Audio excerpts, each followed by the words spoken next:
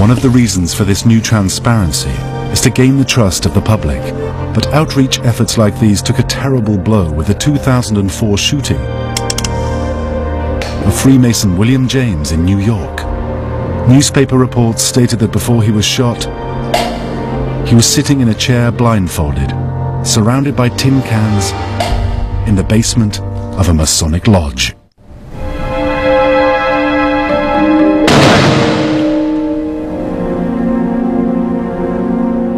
Stephen Bullock is an American historian and author on Freemasonry. He has commented on the shooting of Freemason William James. Bullock is not a Freemason.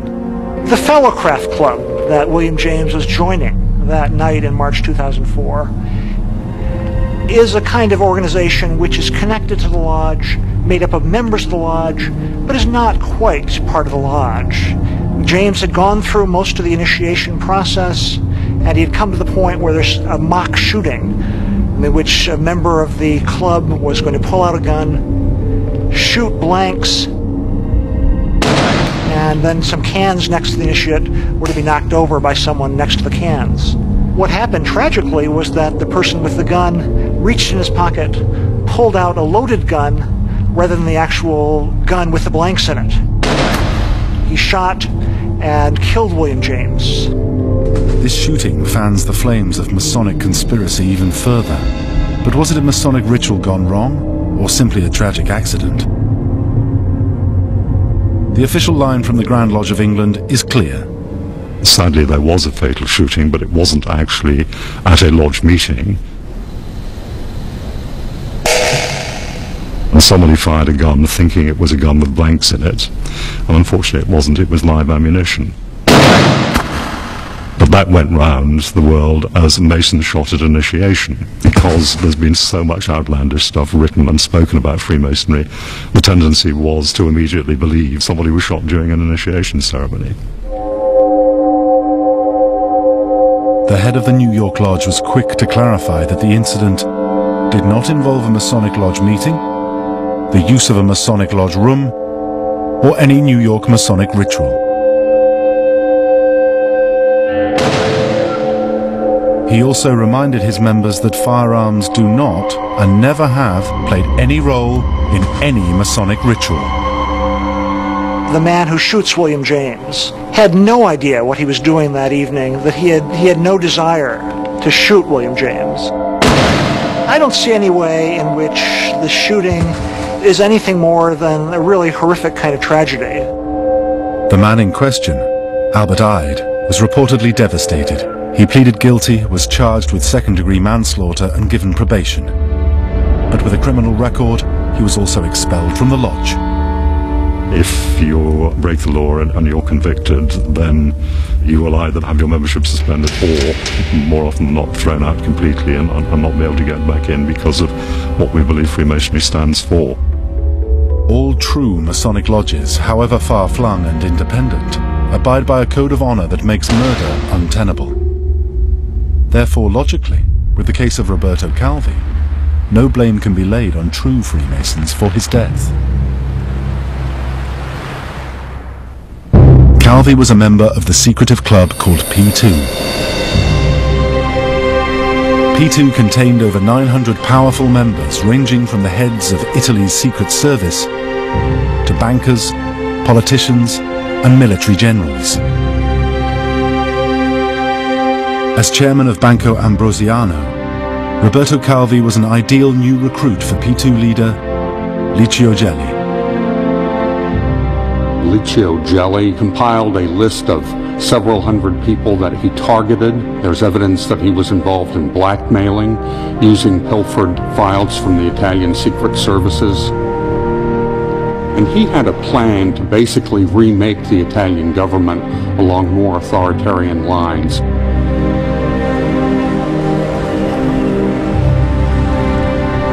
P2 was established in 1877 and it was a very traditional Italian Freemason lodge.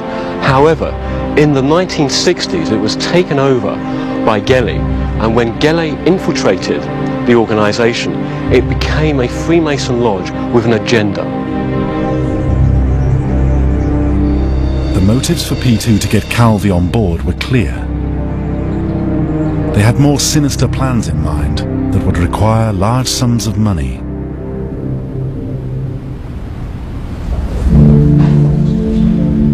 But why would Roberto Calvi, a family man and devout Catholic, join a renegade group like P2? My father did not entirely participate in these things because of his own free choice.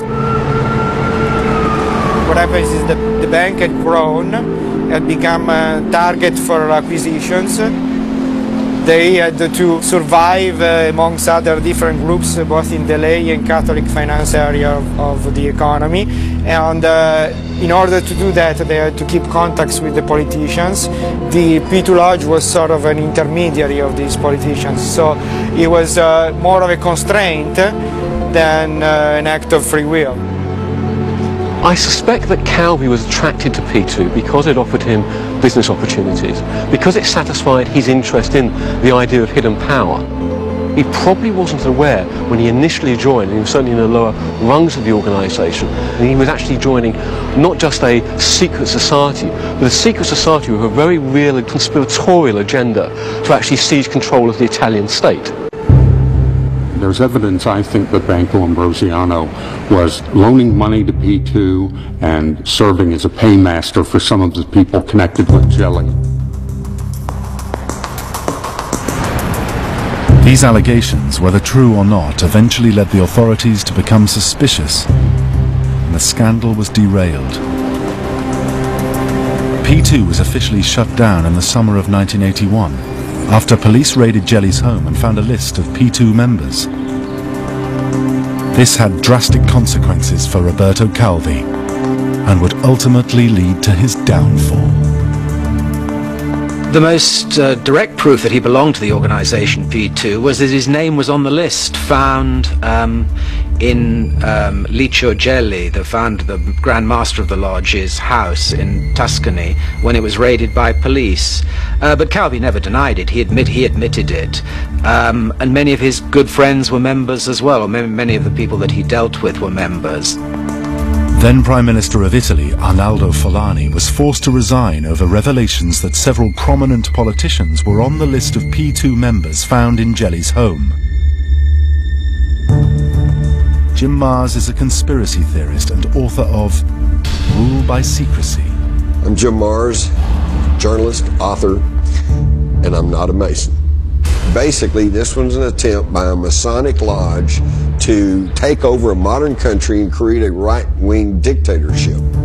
It was just a whole little ball of wax. So don't think that everyone who questions what's going on within Freemasonry is just a conspiracy theorist. This was a conspiracy that was very well documented. Freemasonry as a movement didn't benefit at all from any of the financial improprieties. Freemasonry really wasn't involved except for the P2 group, which was an irregular lodge. P2, of course, had been closed down before this. It had been closed down in the mid-70s, and the Masons already firmly distanced themselves from it. It was seen as a rogue, irregular lodge, and they'd expelled the Grand Master. Even though the members of P2 did not follow the true Masonic code of conduct, the fact that they called themselves members of a lodge and met in secret was damaging to the Freemasons. In many ways, the P2 case is the worst case scenario for Freemasons because although it was a Freemasonry lodge, it had been infiltrated and overtaken by outside interests who then began to use the machinery of Freemasonry for its own agenda. And of course, when the scandal broke, the people who really got the absolute worst of the scapegoating over the whole scandal were the Freemasons. The Masonic connection, in my opinion, has been overblown. Bad people can take over good ideas and good movements and subvert them and use them for bad purposes, but that's because we're human beings. Licio Gelli could have started any other group. He could have taken over a chess club and maybe did the same thing. Maybe he had more panache and a sense of the theatrical, and he thought he could use elements of Freemasonry for his own cause. Some have tried to link the P2 name to a murder before, also in Italy. Not of a banker this time, but a pope.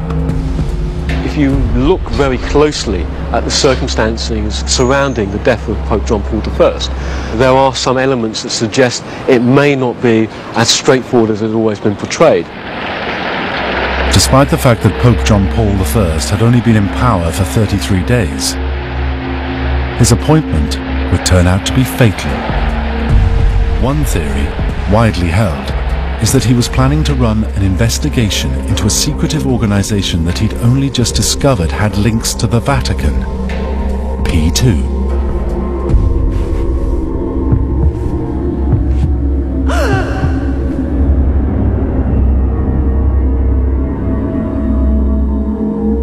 The investigation which John Paul I would have conducted if he had lived jeopardized several high-ranking cardinals.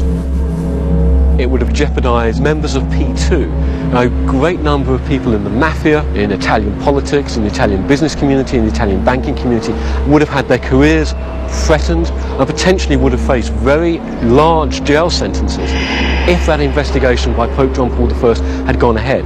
So of course, his very sudden unexpected death has led many to speculate that he may have been murdered to prevent that investigation ever taking place. The official cause of death was a heart attack. He was embalmed the day after his death, and no autopsy was performed. Rupert Cornwell, a British journalist working in Rome at the time, is sceptical about P2's involvement. P2 was never involved with the death of John Paul I. The trouble with this whole business is it's a very fertile ground for any number of conspiracy theories. You can link things together. There are some people who think that John Paul I was murdered. I don't happen to think he was. I think he was a man who was overcome by the importance of his job and died in his bed. But we can only guess as to what happened that day.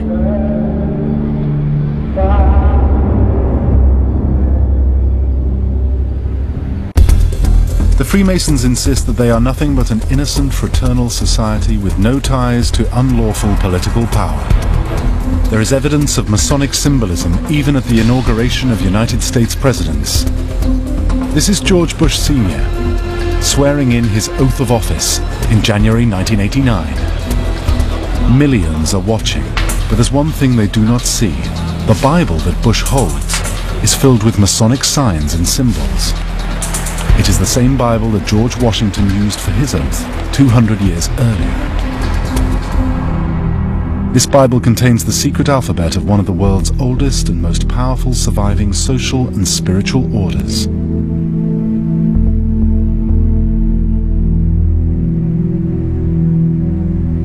An order whose roster of the rich and powerful has included Franklin Roosevelt, Sir Winston Churchill, and England's King Edward VIII. It may be because so many Masons hold positions of power around the world that the general public think that they are more than just a men's club. People had got into their heads, we've never really been able to discover why, that we are this conspiracy who are trying to run the world. This idea that we were a sort of secret government behind the government. And as I said to someone recently, if we were running the world, I wouldn't be talking to you. And I wouldn't be answering your questions about the problems that we're having. But not everyone accepts their defense against this allegation. The internet has provided a perfect platform for skeptical webmasters like Kevin McNeil